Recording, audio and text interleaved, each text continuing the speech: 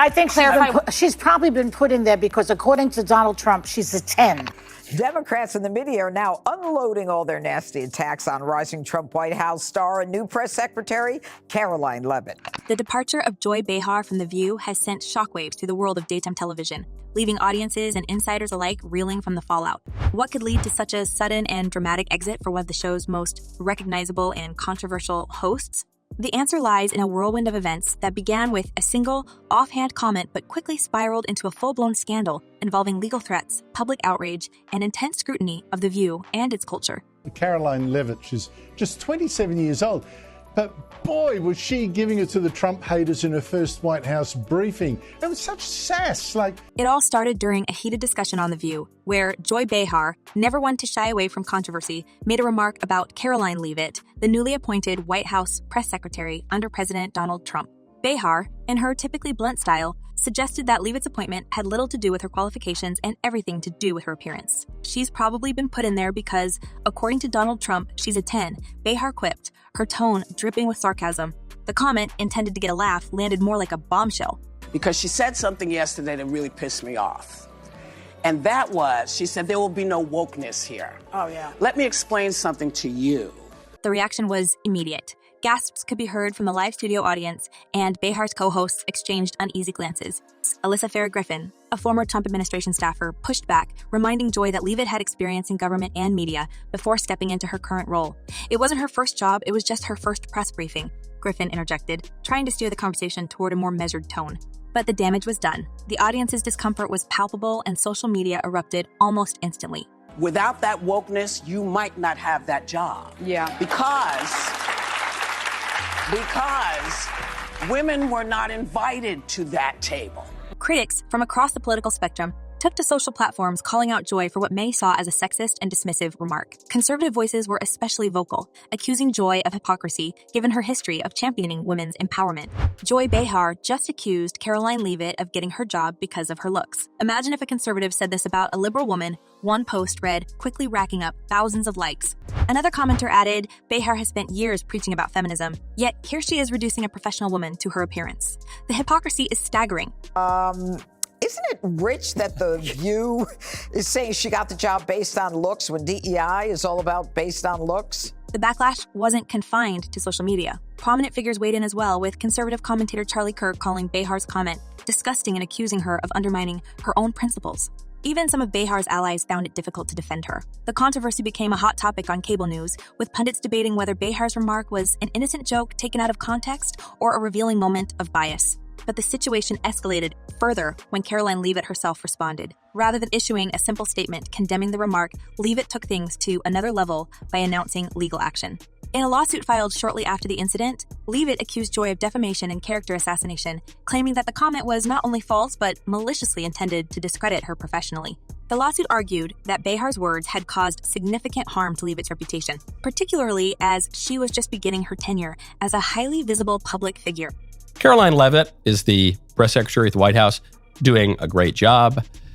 Such a great job that the ladies of The View feel the green monster coming up. The legal complaint sent shockwaves through the entertainment and political worlds. It wasn't every day that a sitting White House press secretary took on one of the most prominent voices in daytime television. The lawsuit also raised questions about The View and its responsibility as a platform. Could ABC, the network behind the show, be held accountable for airing the controversial comment? Legal experts weighed in, with some suggesting that the case could set a precedent for how public figures are treated in media discussions. They really don't like this woman. She's a good communicator. And so Joy Behar just offered her analysis on why Leavitt was picked for the role. Behind the scenes at ABC, the atmosphere was reportedly chaotic. Executives held emergency meetings to discuss how to handle the situation. According to insiders, the network was deeply concerned about the potential fallout. This wasn't just a bad joke or a moment of poor judgment, one source said. This was a legal and public relations nightmare, and it had the potential to do real damage to the network's reputation. Staff members at The View were also divided. While some stood by Joy, arguing that her comment had been blown out of proportion, others felt that she had crossed a line and jeopardized the show's credibility. But even factoring in that she's a nice-looking lady, I love that the libs' attacks on conservatives right now are that we're hot and cool. As the lawsuit gained traction, it became clear that Behar's position was no longer secure. rumors began swirling that ABC was considering drastic measures to contain the damage. Some speculated that Joy might be suspended or forced to issue a public apology. Others wondered if the network would take the more extreme step of cutting ties with her altogether. For a host who had been with The View for decades and was considered one of its defining voices, the possibility of her departure seemed almost unthinkable. And yet, the situation had reached a point where all options were on the table. I was stunned and amazed by his new White House spokeswoman today. She's actually the youngest ever in that job. Behar, for her part, remained defiant. She reportedly refused to issue a formal apology, dismissing the backlash as overblown. In private conversations, she is said to have expressed frustration with what she saw as an overreaction to a single comment. "This is what I do," she allegedly told colleagues. "I speak my mind. People know that about me." But her defiance only fueled the controversy, as critics accused her of failing to take responsibility for her words. The tension reached a breaking point when ABC officially announced that Behar would be leaving The View. The network's statement was carefully worded, emphasizing that the decision had been mutual and wishing Joy the best in her future endeavors.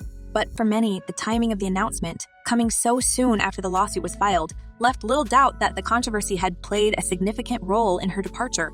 The news of Behar's exit sent shockwaves through the media world. Fans were divided, with some expressing sadness at the loss of one of the show's most outspoken hosts, while others felt that her departure was long overdue.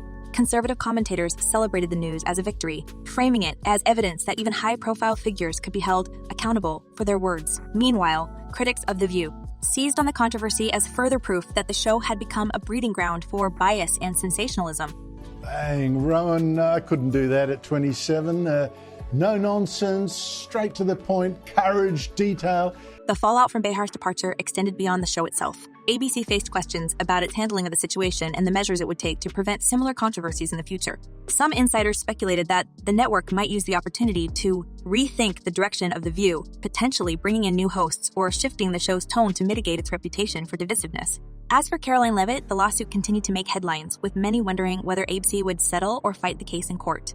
Legal experts noted that the outcome could have far-reaching implications for media accountability, particularly in an era where public figures are increasingly willing to push back against negative portrayals.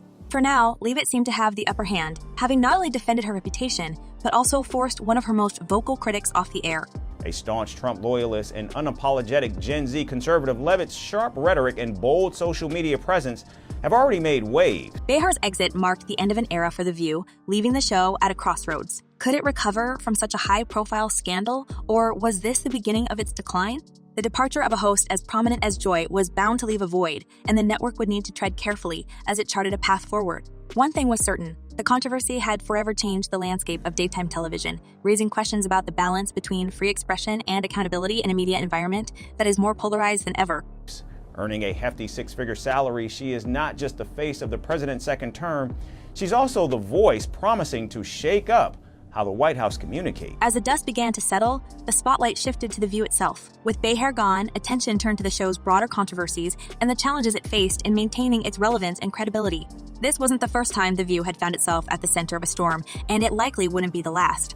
But the question remained, could the show survive yet another scandal, or was this the beginning of the end for one of daytime television's most enduring programs? So where do things stand now for The View? Joy Behar's departure was certainly a bombshell, but it's far from the only controversy that has plagued the show over the years. In fact, The View has built a reputation as one of the most polarizing and drama-filled programs on daytime television. From heated on-air arguments to behind-the-scenes scandals, the show has become a lightning rod of criticism, fueling speculation about its future. Could this latest incident signal the beginning of the end for The View? Let's dive into the messy history and ongoing chaos surrounding the show to find out. The View co-host Sunny Hostin's husband, Emmanuel Hostin, has been accused of federal insurance fraud. First, let's take a step back and look at the bigger picture. The View has always thrived on its mix of personalities and perspectives, but that same formula has often led to explosive conflicts. Who could forget the infamous clashes between Rosie O'Donnell and Elizabeth Hasselbeck? Those two practically turned the set into a battleground during their debates over politics, with their heated exchanges often spilling over into tabloid headlines. And then there's Meghan McCain, whose outspoken and often combative presence on the show divided both her co-hosts and the audience. McCain's exit in 2021 was another seismic moment for The View, with insiders claiming that tensions behind the scenes had reached an all-time high. According to the documents, he knowingly provided fraudulent medical and other healthcare services, including arthroscopic surgeries. But even as former hosts moved on, the drama never seemed to leave the building. The current lineup of Whoopi Goldberg, Sunny Hostin, Joy Behar until recently, Sarah Haynes, and Alyssa Farah Griffin has faced its own share of controversies. Take, for example, the recent backlash against Sunny Hostin. While Hostin is known for her sharp legal commentary, her personal life has come under intense scrutiny thanks to a lawsuit involving her husband, Dr. Emmanuel Hostin. The orthopedic surgeon has been accused of participating in a scheme involving fraudulent medical billing practices, with his name appearing alongside more than 180 other defendants in a massive legal case. Though Hostin has denied any wrongdoing, the allegations have cast a shadow over her credibility as a co-host. And let's not forget her infamous comments blaming certain demographics for political outcomes, statements that have sparked outrage on social media and accusations of hypocrisy.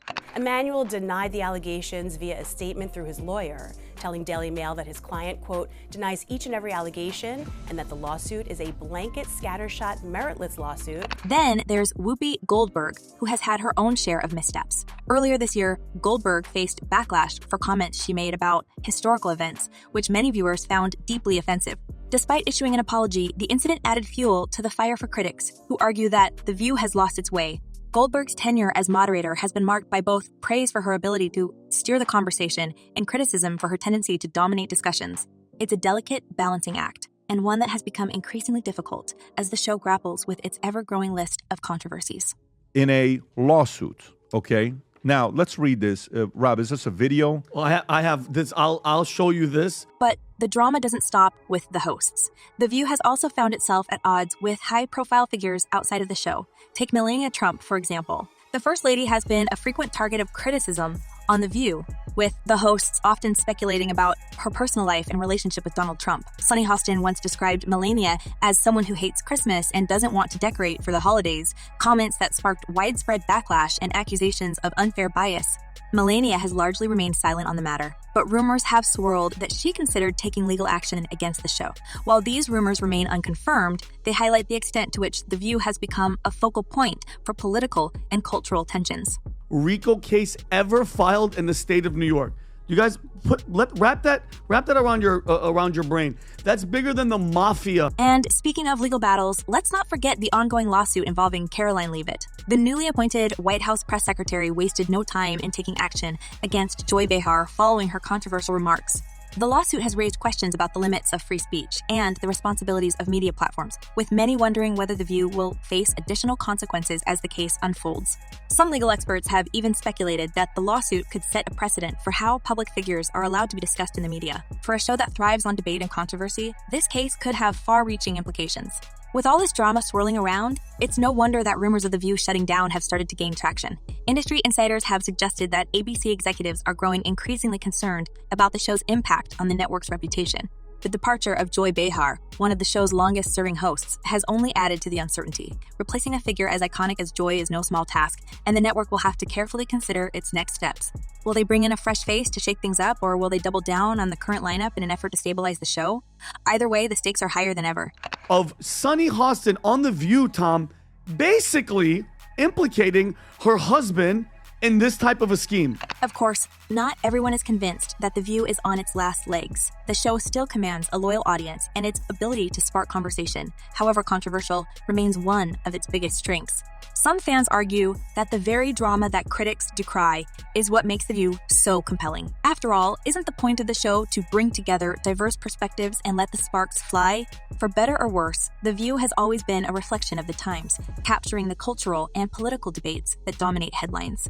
If she were a liberal, self-made millionaire migrant model who speaks 5 languages, she'd have her name on a federal building right now, no? But even if the show manages to weather this latest storm, the question remains, how much longer can it sustain itself under the weight of its own controversies? With public trust in media at an all-time low, The View faces an uphill battle in convincing viewers that it's more than just a platform for sensationalism. The departure of Joy Behar marks a turning point, but whether it's the beginning of a new chapter, or the beginning of a new chapter, or the beginning of the end remains to be seen.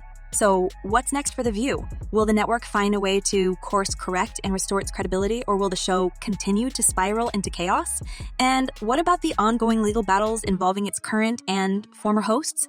One thing's for sure, the drama is far from over. As the spotlight remains fixed on The View, all eyes will be on how the show navigates this critical moment in its history. And who knows? This could just be the start of an even bigger shakeup in the world of daytime television. What do you think? Is The View headed for a comeback or a collapse? Let us know your thoughts as the saga continues to unfold.